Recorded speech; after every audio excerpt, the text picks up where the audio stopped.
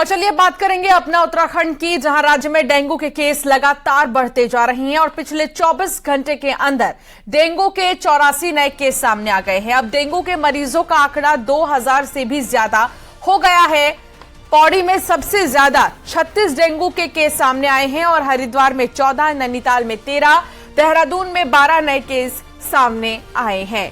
तो डेंगू का डंक, जानलेवा डंक, लगातार अलग अलग जगहों से मामले डेंगू के सामने आ रहे हैं। देहरादून से 12 नए मामले सामने आए तो फिर हरिद्वार में 14 और नैनीताल में 13 नए केस सामने आए हैं। कुल मिलाकर 84 नए केस हर दिन सामने आ रहे हैं।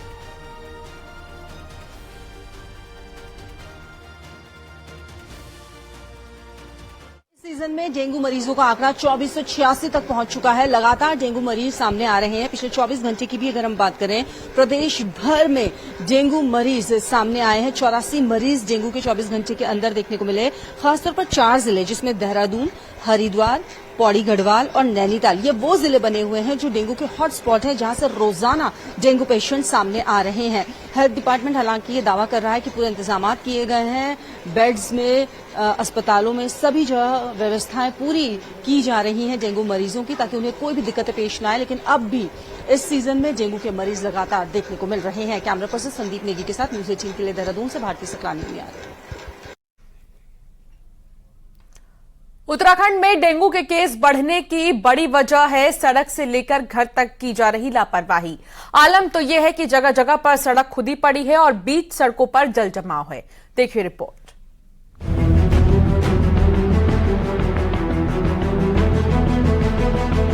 देहरादून नगर निगम ने कुछ दिनों पहले ही डेंगू से निपटने के लिए फॉगिंग अभियान चलाया था। साथ ही घरों, दफ्तरों में लार्वा मिलने पर चालान की कार्रवाई भी की, जिससे नगर निगम ने करीब 16 लाख की वसूली भी की थी। लेकिन डेंगू के केस कम होने की बजाय और ही बढ़ गए हैं। अब जरा शहर की इन तस्वीरों को देखिए। सड़क पर खुदे गड्ढे में पानी भरा हुआ है और कैसे डेंगू का लार्वा इन जगहों पर पनप रहा है। ये हाल शहर में सिर्फ एक जगह का नहीं, बल्कि धर्मपुर, कारगी, आराघर, ईसी रोड, कई जगह पर यही हालात है।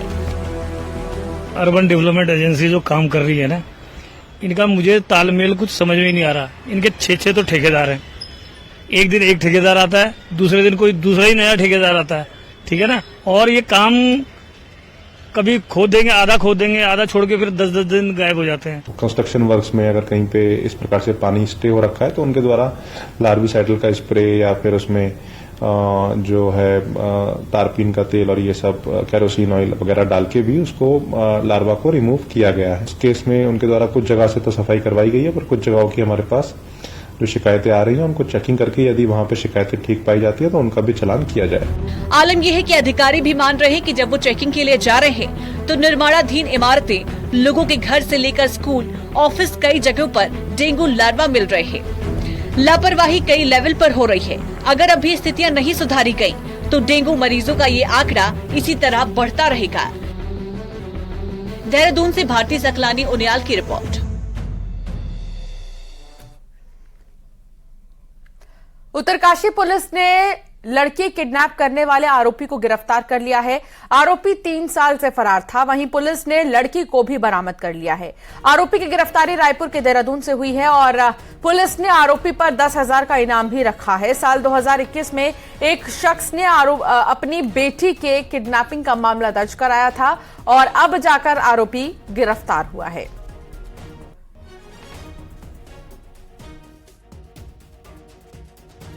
जो लड़की है जो घर से बिना बताए चली गई थी, लगभग 3.25 साल बाद इस अभियुक्त के साथ उत्तरकाशी पुलिस ने बरामद कर ली है। ये कार्रवाई थाना क्षेत्र रायपुर, देहरादून से की गई है और इस मामले में आपको बता दें कि जो अभियुक्त है इस पर उत्तरकाशी पुलिस ने 10,000 का इनाम भी घोषित किया।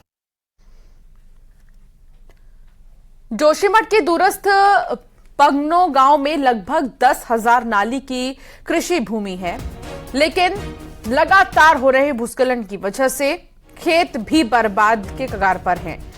पंगनो गांव में राजमा, चौलाई, मंडुआ, झिंगोरा और आलू की खेती होती है, लेकिन खेत बर्बाद होने से ग्रामीण परेशान हैं।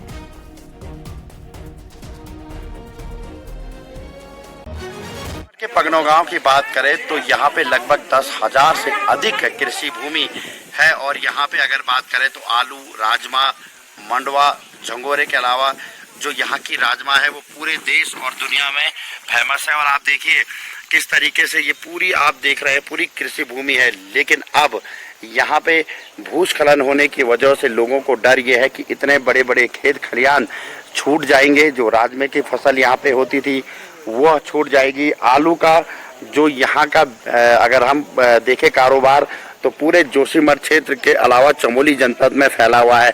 और आप देखें इस भूस्खलन के बीच किस तरीके से लोग इन दिनों अपने जो सीजनली जो अनाज जो होता है, जो फसलें होती है, उसकी इस समय बुआई कर रहे हैं। ये झंगोरे की जो फसल है इसको इस समय इसकी बुआई का जो दौर है वो है। इनसे भी बात करेंगे कि किस तरीके से यहाँ पे अब जो खेत खलियान है वो नुकसान। जी बॉडी क्या नाम है आपका? गणेश देवी। जी क्या कर रहे हैं आप लोग? ये झंगोरा मान रहे हैं। अच्छा, तो आप तो भूस्खलन हो रहा है तो कितना नुकसान हो रहा है खेती को? क्या हो न बाबा, सब कोदू झंगोरा सब चीज, राजमा, आलू जी और मंडुआ और ये चूहा पूरी चीज खत्म हुई।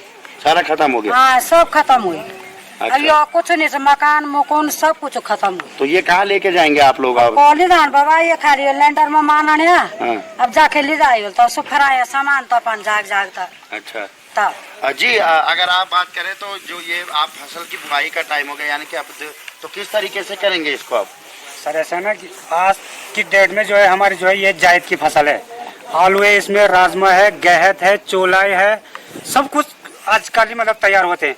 मगर आज ऐसी स्थिति आ रही कि हमारी बीच में कि हम अपना 5 किलो का थैला रखे मतलब कहाँ रखे। नितिन श्रीवाल, न्यूज़ 18 पगनों गाँव। चमोली के पंगनो गांव में राहत काम में प्रशासन की टीम और स्थानीय लोग जुटे हुए हैं। प्रशासन प्रभावित परिवार के लिए गांव के ही सुरक्षित स्थान पर टीम के मकान बना रहा है और इसके साथ ही सामान भी गांव में पहुंच चुका है। हर परिवार को आवश्यकता के अनुसार सामान उपलब्ध कराया जा रहा है।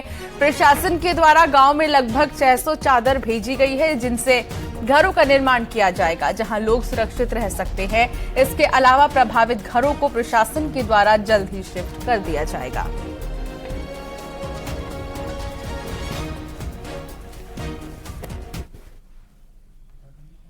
प्रधानमंत्री नरेंद्र मोदी के dream project Rishikesh Karnaprayag rail line निर्माण में आज का दिन खास और ऐतिहासिक है।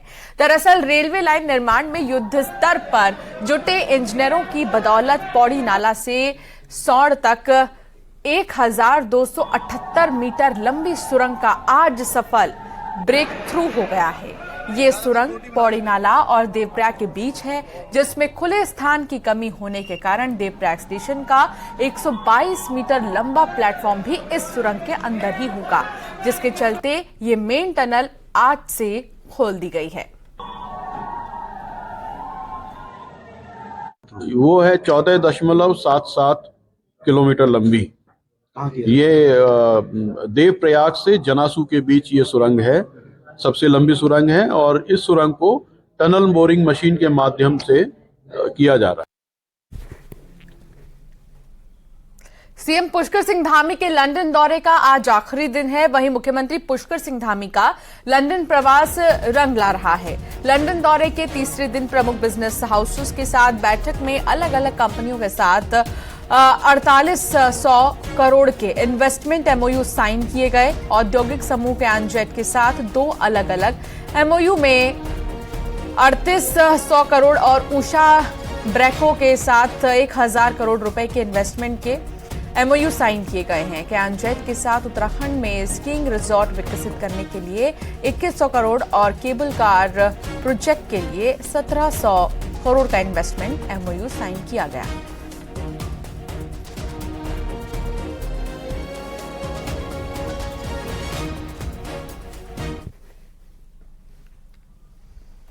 राज्य सरकार अपनी 3 महत्वाकांक्षी योजनाओं स्टार्टअप, ग्रोथ सेंटर और होम स्टे योजना की पहली बार समीक्षा कराने जा रही है कि ये योजनाएं रोजगार देने के लिए राज्य की इकोनॉमी को मजबूत करने में कितनी कारगर साबित हुई हैं। देखिए रिपोर्ट।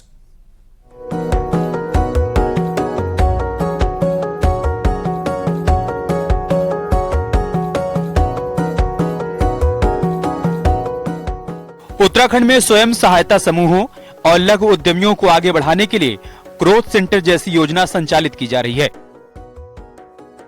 तो कोविड के बाद बेरोजगार हुए लोगों के लिए होम स्टे योजना और कुछ नया करने वाले युवाओं के लिए स्टार्टअप जैसी योजनाएं लाई गईं। प्रदेश में 112 ग्रोथ सेंटर खोले गए तो 625 होम स्टे और 112 स्टार्टअप भी रजिस्टर्ड किए गए। ये वो नंबर हैं जिनको सरकार ने आर्थिक मदद की।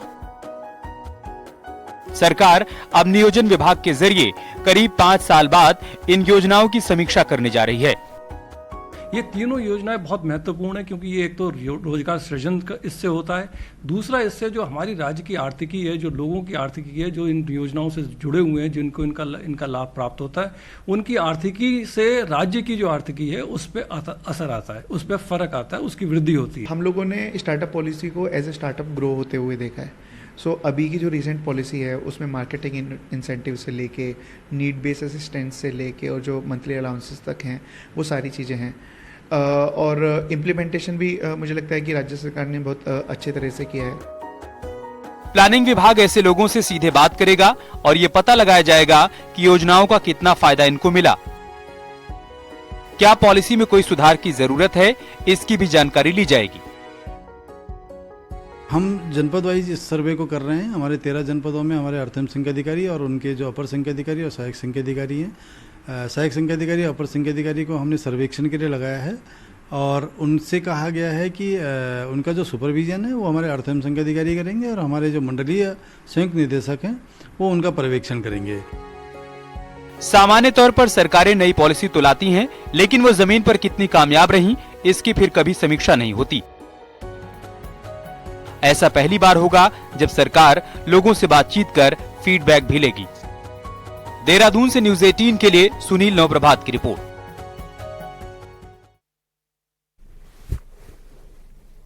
अंकिता भंडारी हत्याकांड मामले में शुक्रवार का दिन काफी अहम रहने वाला है।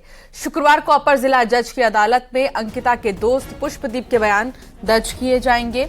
जम्मू का रहने वाला पुष्पदीप इस केस का सबसे मुख्य गवाह है और पुष्पदीप की गवाही ही इस केस के लिए काफी अहम मानी जा रही है। पुष्पदीप को कोर्ट की ओर से समन जा चुका है, जिसके बाद कल यानी कि शुक्रवार को कोर्ट की सुनवाई में पुष्पदीप को पेश होना है। इस दौरान केस के तीनों आरोपी भी कोर्ट में मौजूद रहेंगे और उन्हीं के सामने पुष्पदीप के बयान कोर्ट में दर्ज होंगे। जो पुष्पदीप है, जो कि अंकिता का दोस्त था, उसकी गवाही होनी, जो कि अहम गवाह है इस हत्याकांड का, और एक चंद्र किरण है, उसकी गवाही होनी है। उसमें 29/9/2023 की तिथि नियत है। और सबसे महत्वपूर्ण बात है कि इस संपूर्ण जो ये घटना घटित हुई है उसमें पुष्पदीप की गवाही बहुत महत्वपूर्ण है। राज्यपाल लेफ्टिनेंट जनरल गुरमीत सिंह आज केदारनाथ धाम पहुंचे और उन्होंने बाबा केदारनाथ के दर्शन किए, पूजा अर्चना की। राज्यपाल तीर्थ पुरोहितों से भी मिले और उनका हाल जाना। इस दौरान राज्यपाल ने केदारनाथ में चल रहे पुनर्निर्माण और विकास कार्यों का निरीक्षण भी किया।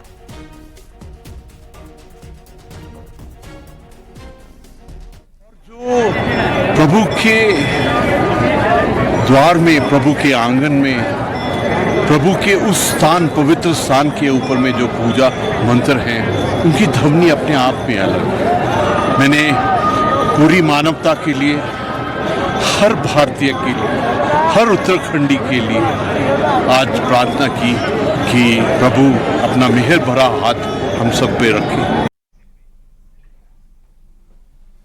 वहीं राज्यपाल गुरमीत सिंह ने भगवान बद्री विशाल के दर्शन किए और देश प्रदेश की खुशहाली की प्रार्थना की। उसके बाद बद्रीनाथ धाम में चल रहे मास्टर प्लान के कामों का निरीक्षण किया और अधिकारियों से बद्रीनाथ धाम में चल रहे इस प्लान को लेकर फीडबैक भी लिया।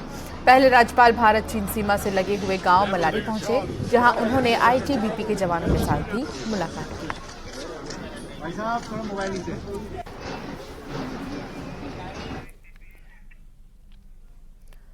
बद्रीनाथ धाम में 2 दिवसीय बद्रीश पंचायत महोत्सव का समापन हो गया है।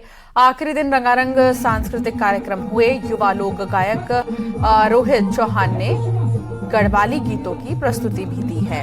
इस दौरान दर्शक उनके गीतों पर झूमते हुए नजर आए। ठंड के बीच देर रात तक सांस्कृतिक कार्यक्रमों की संध्या बद्रीनाथ धाम में आयोजित की गई।